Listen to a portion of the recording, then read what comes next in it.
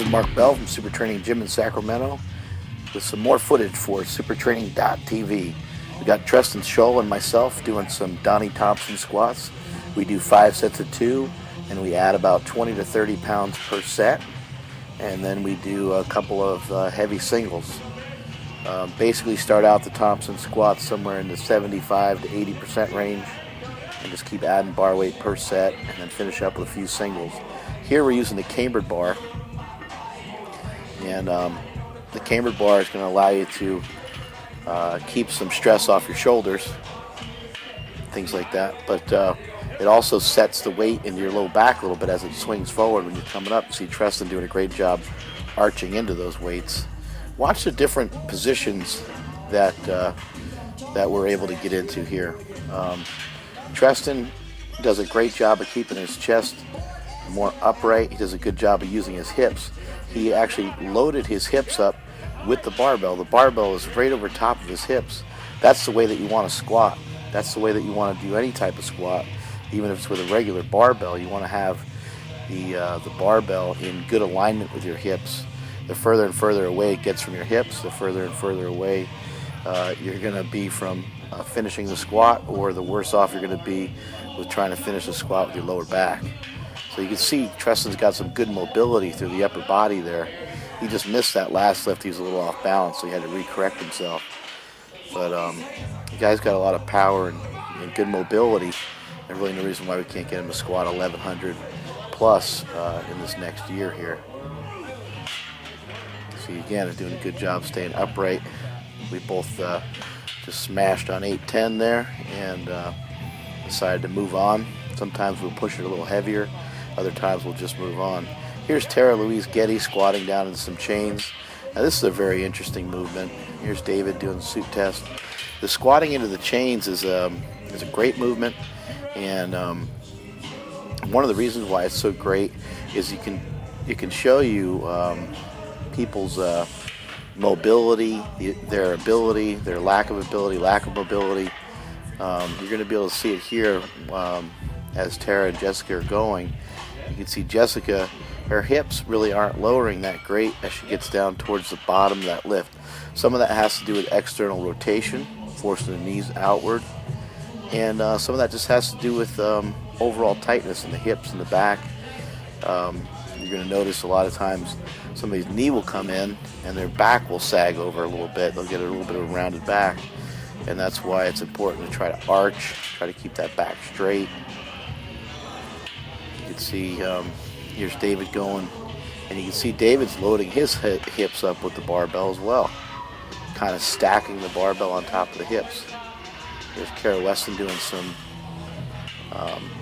heavy deadlifts, and we got Damon Thurman messing around with some multiply gear. He's just trying to get used to some different gear, some new gear. Now here I am doing a good morning. Now see where my hips are when I'm doing a good morning. This is a great way for people to get the right sensation of a squat. Go ahead and do good mornings down into some chains, and then go ahead and squat down into those same chains and feel where your hips should be as you break parallel. That way you'll begin to not only know where to go, but you'll also know what muscles are involved. You're going to be able to really feel it. There's Mr. Robot Pants hitting a pretty good squat. Here's Tara squatting into the chains again. Here's David. See how he's really taking his time and doing a really good job staying upright. Here's Damon going again. Damon tends to get forward on his knees. His knees tend to come inward. That's not a mobility thing. That's just simply a strength issue. As he gets stronger, that'll get better.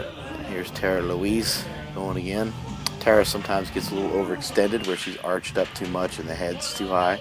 Here's Robot. Sometimes the barbell gets a little bit forward on him compared to where his hips are.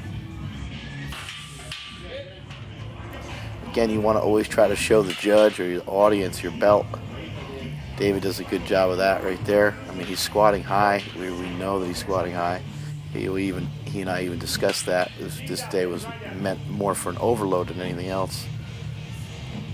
David's recently been dieting. He's dropped about 15 pounds, so gear's not fitting as good. So He said, screw it, let's cut them high and let's just work on an overload. Get a good feeling about it for the day. You see Jessica now, she's doing a little better job lowering those hips. But you really got to concentrate on it. Let's see how Tara does with this here. Hips are lower, lower, lower, and you can see at the very bottom, even with her mobility, she cheats. She leans forward into the chains.